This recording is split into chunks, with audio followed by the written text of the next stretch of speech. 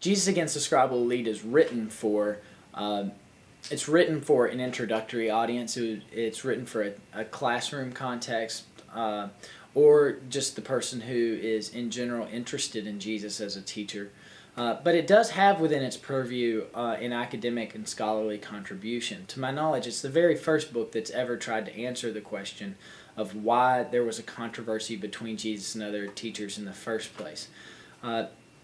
In terms of where it might fit in a classroom context, it's really designed as a supplementary textbook that introduces students to the initial stages of Jesus' life. And this is a really overlooked aspect of Jesus' life in the classroom context. And for a natural reason, most classes and most teachers and scholars about Jesus are most concerned with how Jesus ended up in the situation that he did outside Jerusalem, being crucified on a Roman cross, and the Gospels are most interested in explaining that.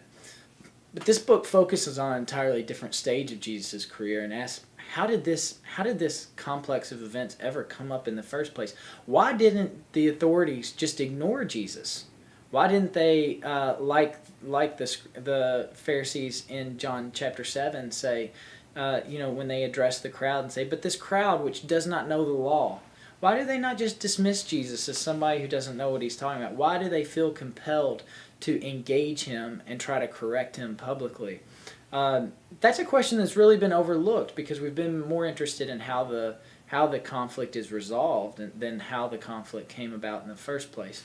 So I think this is its real contribution in terms of understanding Jesus' life and ministry, is it shines a very bright spotlight on the very early stages of Jesus' ministry.